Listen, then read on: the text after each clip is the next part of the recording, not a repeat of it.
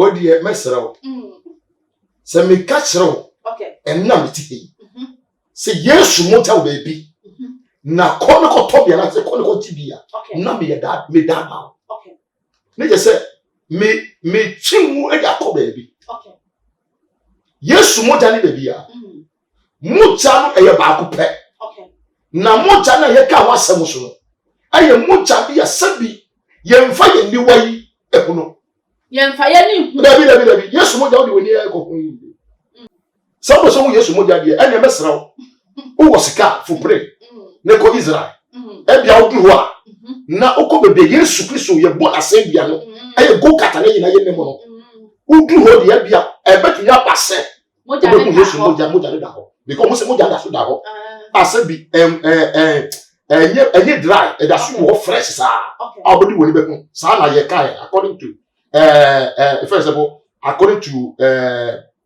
edianipa edi ni koku ni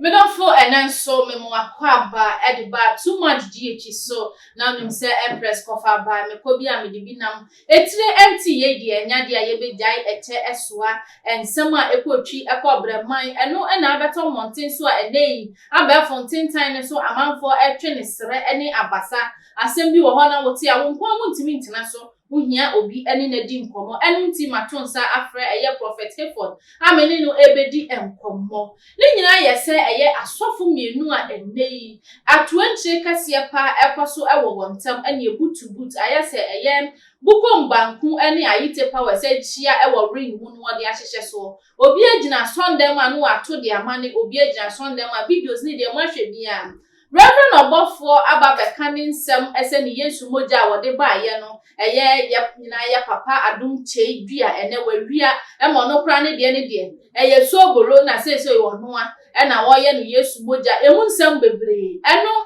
e na prophet Adom Kyei so aba reply no the message amano a kire me ye ti ase se ai ono no ba bi oda no da enti no sese nyanyame enyusu no ede na ba bedrei na onipa bi wo ho no ye ma ne bro so ana chese oye bronsam sanso e na se owodan kakraka na se nyo ye bronsam no enipa ekọ ne nchen ya na chese o nyina akọ bronsam efie no no ne de se nyo tie no saa na Yesu Kristo ba ya obeye ni niema enti ontena se emma eye obi a meka nsemfo enche na se mako kan ya agye nsem kran ye ne se Israel fie edwan ejimia na wa oye Israel bontin su twan ne wahe ena ye beka no ede no akofie onso asemsebe for adwenche fafa comment section no ase na yenkenkan emfa emma prophet Hayford ewa ha onu su ye nyame nipa edi sefata ese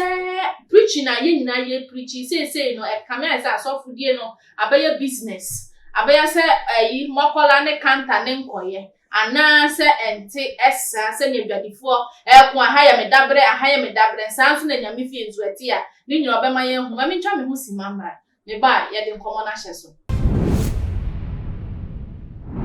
mesanso ema akwa ababiemu ya momra eye ye nkomo no ebinumu emre anyway na di me akwa wa bacho ye na bibia wako de Adom Ewrade afu ye mobo na bacho na won so e Yesu Adom me hu eye pa ye da Ewrade ase papa we de me da ase papa e da otiefu nyira nso ase e me kwahwefu nyira nso wajoso nadi nyame jumai wa wo mu ache eneno ye tete mbofra Bible ni say yenko wiase afa na nyina enko kan sempa no na obedi edi no yemmo na su agya ne oba sunsun krunkrum na chese ono nso ne etimi bo na su dia no no so e was ko make disciples no na chese we kan na ne ya obia e make disciple no se ne be ya asem no betre akọ na enipa nyina ba Kristo nchen ya di o mafiri obronsam no ensem no se akoba ne sa ese fata se yenya ya frɛ ye ho a Kristofo na ya twi dom no e de aba no competition ede ebe mu ana eye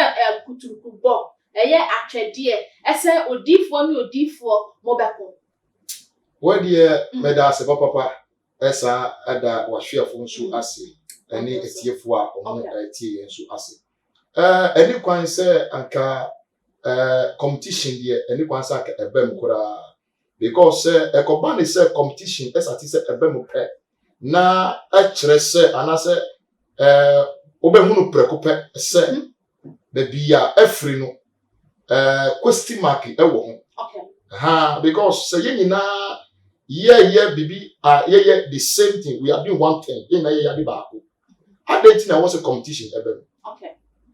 competition ko be manage say enye dia osuma ye ne dwuma na ye Okay. yankasa na ye anase beri obi fufuru na wasuma ye na enye awurade na suma ye say ye because say nyame afra mi say sofo na me ye nyame dwuma senya esefata say sofo adenti na was say competition eba me ni obi ntem Okay. se eba ni sa na wakasa Emmanuel question mark abeda ho say ebe mo hu say brebi koso Okay. na sa de corona ekoso no na nipa bebre eni nya ba ho ye people have not come to the knowledge of that. Okay. And that's omunye hu de ekoso say be bia dui brebi koso e wo wiase Biribi ti sesan na ekoso e wo wiase a enam so ema osofo ne osofo betimi agina den nsem we too many we brebi ya ekoso ni say onim say borosamo de Okay. onu so wona neku onu so na kwan Okay. ena nyame nso nam na kwan ahini mienu ena ewo ho Okay. ye wo borosamo ahini ena wo nyankopon ahini Okay. ye wo esum ena wo han se enye sum a eye han na se enye han so a eye sum se enye borosamo eye nyankopon enye onyankopon so a eye borosamo ade biara woni woni hu yi woni wasuti nyana ewo ne negative side and the positive side. Okay.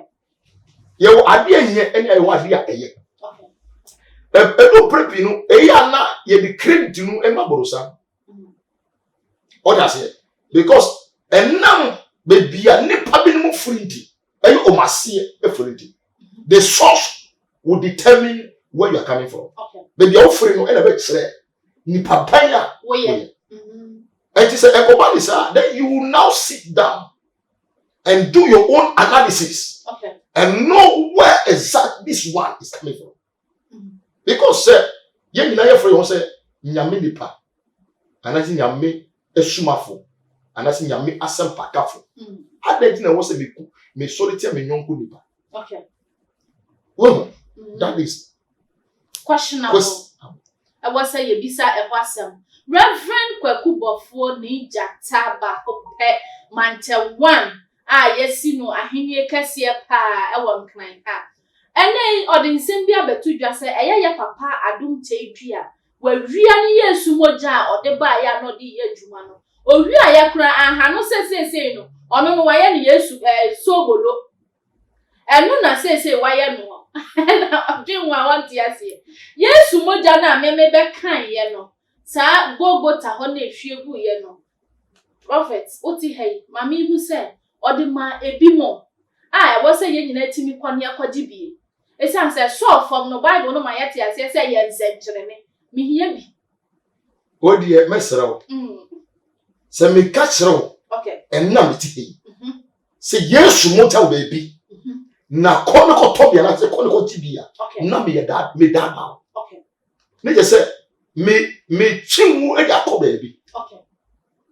Yesu moja ni baby a moja no eye ba ko pe okay na moja na ye ka wasem so no aye moja bi asabi ye mfa ye ni wai ehuno ye mfa ye ni hu dabi Yesu moja wo de woni e ko hu ye wo de be bitu Yesu moja tiri o okay o si Yesu moja na wonu eye onu dia onu ye na amafo ba jiko ana obi susu se esi ade wa ba wia me Yesu moja aye me sobolo Yesu moja na oka no enu mu de ewe na oka dia memenim ababo kan wasem Matthew chapter 6 onu moko talking about the communion, the holy communion okay sabi ye nyina ye jigifo Kristo fo nyina obi a wo ji Kristo di okay se ye nti ye boni nti no bowu yi ye mu yo nti ele ye para no well nipa biara wo accept Christ And I say what jibwa this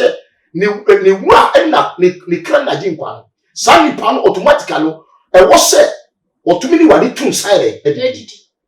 And enu ya ade a Christopher ya believe. Okay. And he said ye nyina edumre pia ye tun side wade de edidi. And they for the Holy Communion. Holy Communion. Say na asori bia ere. Esun asori bia de wa oya no. Okay. Obi wo so a sabi yes communion wa ye kai anaso communion ye kan wa sabi. Obi wo ne de no onuma oburu. Onuma oburu. O Felix. Me na me catch. O ton tin time. Me kan kwara che. Obi na no friend say. Na fe u friend say Z NC. Eye Holy Communion. Fi. Okay. And wo ebi sure wa onuma. We so no communion akasa. Okay. Unya transformation. I am telling you. Okay. Because me nim kofu a man Holy Communion na. Yari bi e wo mu bi atumi furu mu nko. Okay. Obi o wa problem bi a won onnem no. Onum communion wa no etumi ere etumi na problem ko but me hu yi na se fia na e ba dia na afa na ba do kan dia da menem. Say ye wo Yesu moja bi a ye ton I don't know. Me pese o clarify bibi mama. Na te say Yesu no abra wo be call the last supper ni nesuafo no a ofa ye o ka say we ni mi moja no. Eno kra na nei na ye hu ne say Holy Communion na asori dodo na ye eno kra enye moja na nkasa. Dabi. Okay. Enye moja na nkasa because hu Yesu moja no we. Some so hu Yesu moja de enye mesra wo. Wo sika fu pray. Ne ko Israel. E bia wo du ho a na okobebe Yesu Kristo ye bo asembia no. Aye go kata na yina ye nemo no. Udu ho de bia e betu ya pase. Moja ne Yesu moja ne da ho. Because mo se moja da so da ho. Ase bi enye dry e da so wo fresh sa. Abodi wo ni beku. Sa na ye kai according to first of all according to edianipa edi ni ko hu ni. Me aside that no. Me ni Yesu moja wo bi a. Say bi osofo bi say wonu o Yesu moja barabeti bi. Yesu moja menim e communion. Na denti a ekoba de say ye ne communion ni say. Communion no ye woni ma ye communion. Okay. Ye fruit and ye communion. Fruit be to say for example sa grapes yi. Yeah. And na ye communion. What I say? Na enumpo no ye bompa egusu because enu na ye the last supper. E wadi ni swafo ye de. Edi o si we ye me sani mu edi bium na mu munye we na fa de mfanka na me sani wa ye bium no achi se beside eti we e yade a ye nyina ye gitum na ye de ye kai ade. Okay. But enyi so se bia sofo bi se me wo Yesu moja wa be wia ye ni Yesu wa ko ye no so bolo anase me Yesu moja bra beto na wo to no Yesu moja na ho beto no or your scientist no the formula bi for make can solutions be chemicals be bubo mu na etimi sa na ya be fa ne formula ne kwa we na che se dum prepia ni ba bebre da nyame ma. Okay. Enana ena ekoso se wo ye mai ana se ekoso wi ase wo ko hu Yesu moja wo hi na wo ba ye Yesu moja se wo toma ni ba the book contain mama yato wo ko hu no wo hi ya fom. You see, we are deceiving ourselves and we are deceiving people in California media. I say yes, the people God has given to us, and we are deceiving them, and we are leading them to a place. Say, I'm telling you, asem ebesi debi. Asem ebesi debi. Daddy, yan share dear ben na say Bible say yamaya kasa embrenyam. Bible no edu baby a na say oka kwase a owo ni nyina so nti a oka saa but ni nyina mu no ose yema ye kasa embrenyam wonso ena nipa ehwe wo esua wo na wutimi hwe eye sofu pani ana say even krampo no sanya no mpo na abehwe a opanimu a wanyi esen wo na wo kasa na no hu mi se okwakuo ewo apra wugina puppet so preachia.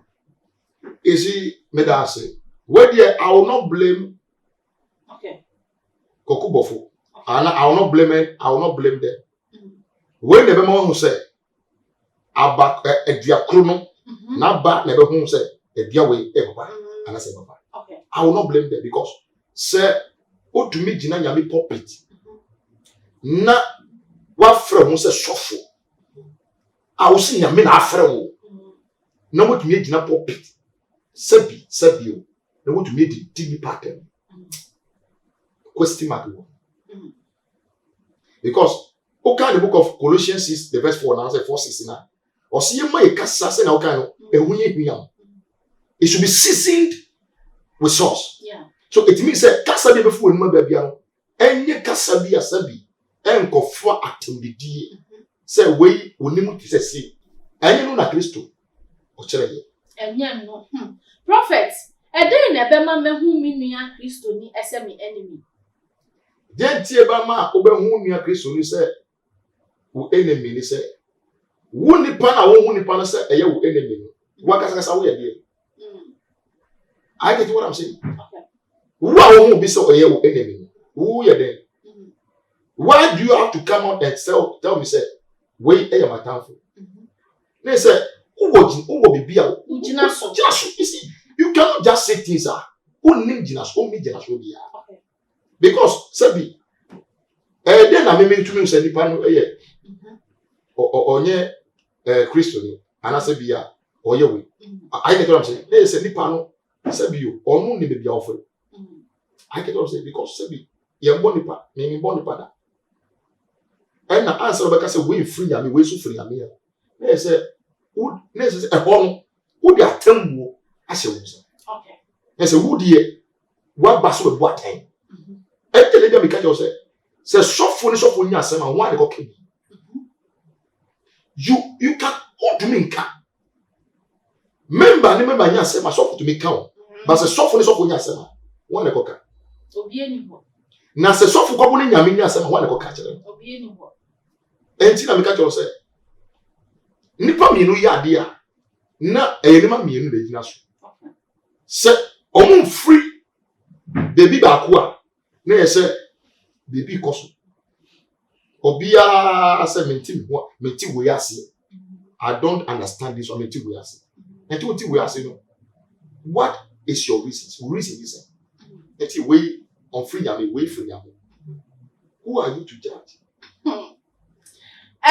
Reverend Obofour Adom Didia or to the man prophet Adom Kyei can send bebre editor no na afei so Adom Kyei ababonten so ono so agina na Sunday mosa se we agina ne die mu no kan ye enti ono so agina ne dom anim e no ono so aka akere se an onipa bi a woye nsenkyereni anase ye de yarefo aba na yesesa ne yare na untimi nche se o mo mpa ye ma no te so ono ne tawo ye odi gu nkrofo so odi gu su wi o yale ne ko na wo be ka se an ma me na ye o papa na ye wa na che se nipa no oye bronsam oye ama no aboro so obi bi oye ne ma aboro so no oye abronsam owie ye osan so de ne nsam eto aso se Israel fie edwan ne wahi na aniku ne ho ese Israel abonten so ni edwan na abibacho na we no na what is his reasons? Ne reason nyina so nyina ye insult a ni jata de ma se obi throw insult e de ma wa na so obi didi whatever or reply wa se wo fo se wo free nyame a why do you have to go and reply? Okay, you see amikacho say both people one. I'm not here to judge anybody. Okay. Nyame na tembu e woni nsa. E woni nsa. Ba se me nua be gina pulpit. Na se wodidi matem. Na me fo se dia me no I'm doing the right thing. Why do you have to come in? Should I have to come out and reply? Say Israel su dwan. Efie dwan. Na just nyame de nini gu no ho na say nani ku ni owo fie no na wa bonten no de se amfa ne nya hwe na de wa bonten no enye no bo na onu kura wade gu nini gu ne ayo wo se mama papa fu okay ba money boni yefu okay and say who claim say who your papa continue your papa no na ni onu so claim say onu so o claim say onu kasa onim say dia me ye no emfa kwa ma let him do it. I get what I'm saying. Okay. There's no need for me to remember out to be reply. As often talk here, cosway. Everyone will say their source is not of God. I'm telling you the truth. Okay. Say, onim se nyame and afro no nyame dwuma. Now you know that you are doing a genuine thing. The will muneko. And family you. And found obibeka. Ya bo asom kura akọ.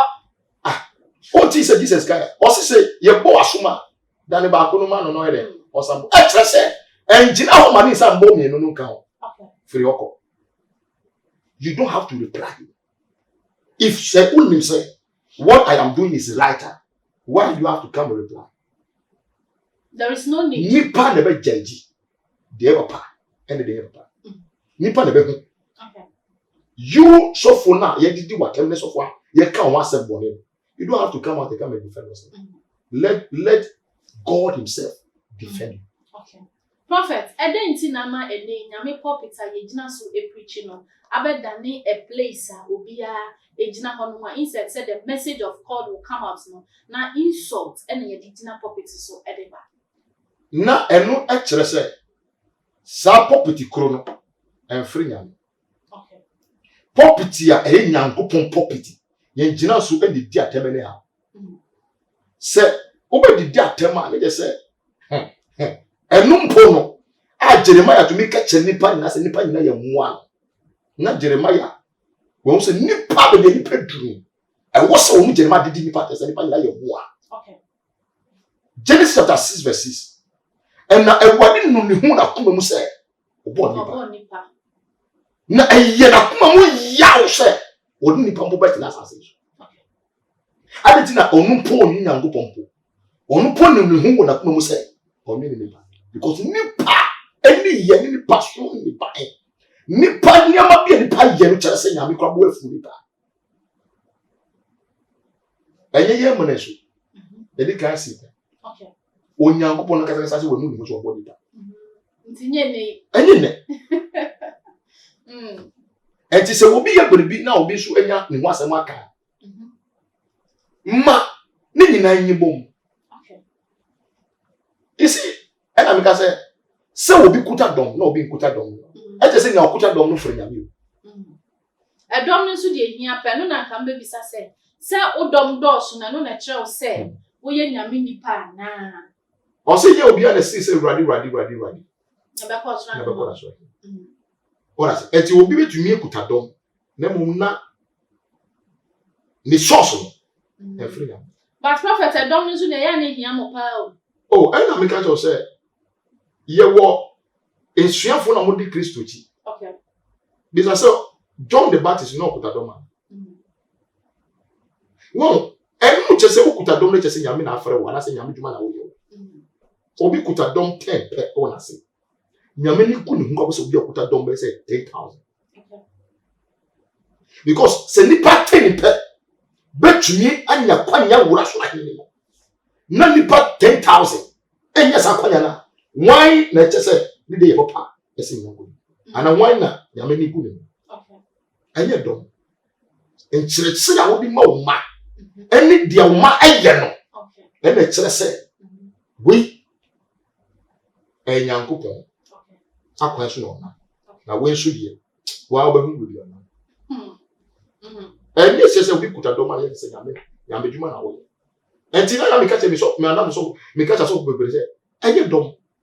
Adom ne die. Na o say o ma obi emu say wu e na wo ye te say wu na wo ye sofo wo e say wo ye genu a wo ye sofo wo dim e say wo de o kasa fa na. Adom ne yemfa nya. Adom ye fa nya fi. The number of members. I'm telling you does not mean say you are genuinely called by God. Members no so ne di twampoa no mi kura members say me nipa ne ye say bra. Membership and they be call heaven na. And I make catch you say nyame dwuma no omu ti ase. Okay. Omu jai. Okay. John po na onu ye powerful po no oni asori dan. Oni members. But onu na awade nie ne ekunu pa. And it's not about dom member. What is membership? And then yemfa nya hwe.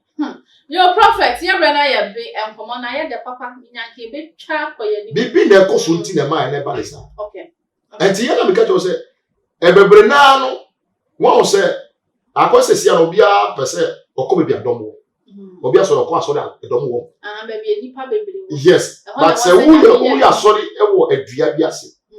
na se no never bo ma wako heaven ye wodua na se yemba park so yemba bo bi pebe bia ye shen grass nko eno so bia obo mo dia be from aba yo prophet ye the ansem no e ba be si ne mo no prophet Adom che okotu quotation bi at the reply Reverend Obofour eno na mpese wo kire ho kakra ma me o use Revelation chapter 3 verse 1 to 13 eho ena ode reply ya papa no kire se eno no kasafa sunsum bi ho asem ewo bo ese ono no nem baye mu a wode aba no ene won nim se ne ntade ne soso sifa obamu a nem maye a wode aba no eno a eni enunti ono so ne dia wode aba o ma ye hwe se sa na wo ka dia eno na meka se ni wieye okay ene be che osi Revelation chapter 3 verses 1 to 13 eno na ono diaba we don't we yeni ni argue we yeni ni etumi kase bia yeni ni nya adwen okay na wieye ene be che the end justifies the means. Your prophet, that's it. Yeah, that's never no two ashafo for Emma me. Any part of duana ene emremuno wochi wakwa sorry akodo na enunti obi timi disofu bi achikrempo na okontokwa e de masofu kan bi fa kire wo. When the mesre etiefo. Pa say dia Matthew chapter 24 verses 1 Kyei. Sir, there is going to be a time a false prophet will arise. And to make to me near manifu. Or see, Musho ahom nyina hye be a free rati. Nature say, baby oba ko bia esanse nyame honhom ti muti no. Ma honhom na ti muni wunkasa. If your spirit communicate with you, say, men wura sori ha, men wura ha, menko.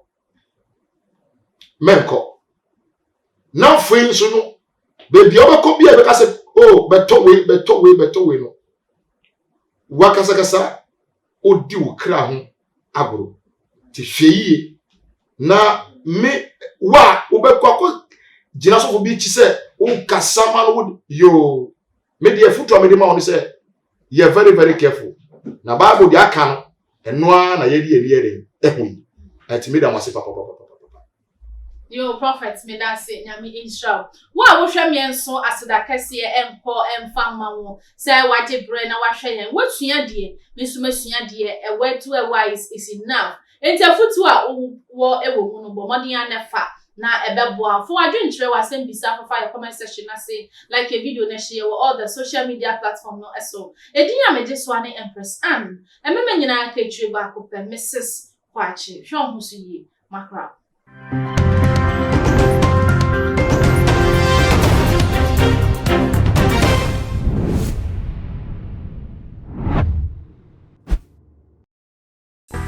Theophilus Anani, so the best media school in Ghana there, and a too much multimedia college.